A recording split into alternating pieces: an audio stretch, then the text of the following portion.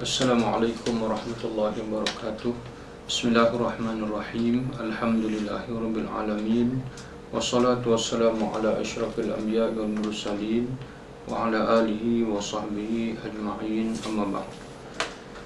Tuan-tuan dan puan-puan sidang pendengar yang dirahmati Allah Ta'ala sekalian, pertamanya marilah sama-sama kita manjatkan setinggi-tinggi rasa syukur kita kepada Allah Subhanahu wa Ta'ala di atas nikmatnya kita dapat untuk bersama-sama dalam siri pengajian matan hadis. Tuan-tuan dan puan-puan yang dirahmati Allah Ta'ala sekalian, sebagaimana kita sedia maklum bahawa ada dua rujukan yang muktamad di dalam Islam. Yang pertama Al-Quran dan yang kedua As-Sunnah ataupun Al-Hadis. Ini sebagaimana yang disabdakan oleh Nabi SAW dalam hadisnya, taraktu fikum amrain lan tadillu ma antamasaktum bihima, kitab Allah wa sunnata Rasulillah sallallahu alaihi wasallam. Aku telah tinggalkan untuk kamu dua perkara di mana kamu tidak akan sesat selagi kamu berpegang teguh dengan dua perkara ini.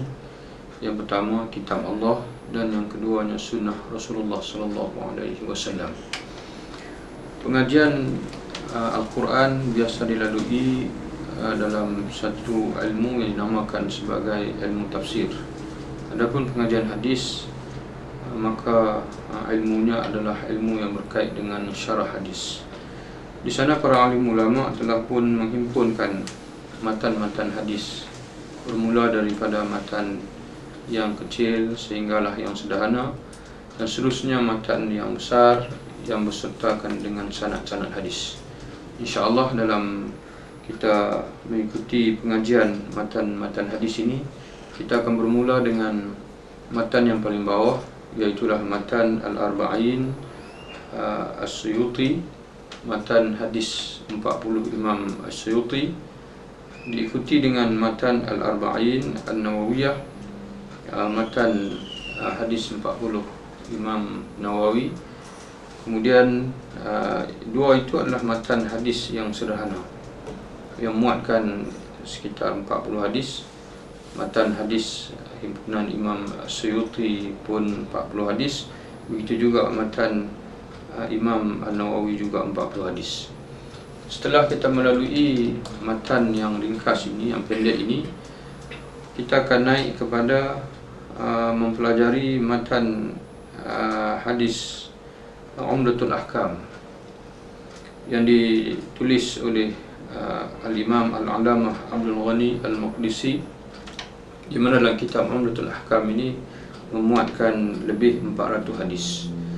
Fokus Umdatul Ahkam ini ialah hadis-hadis hukum.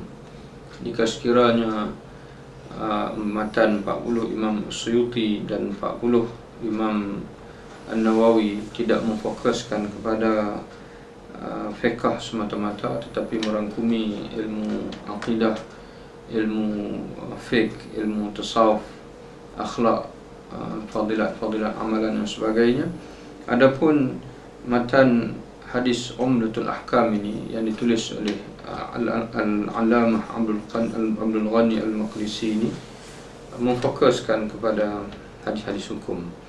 Dan setelah itu kita akan naik kepada pengajian matan hadis Bulughul Maram yang ditulis oleh Al-Imam Ibn Hajar, di mana dalam kitab Bulughul Maram ini mengandungi lebih 2000 hadis. Mengandungi lebih 2000 hadis.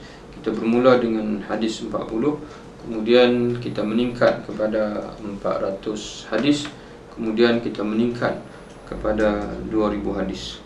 Dan setelah itu barulah kita akan meningkat satu tapak lagi ke hadapan, iaitulah mempelajari kitab-kitab hadis yang besar, di antaranya Sahih Al-Imam Al-Bukhari rahimahullah yang mengandungi secara berulang-ulangnya sekitar 3000 hadis, dan tanpa berulang dalam sekitar 3000 hadis.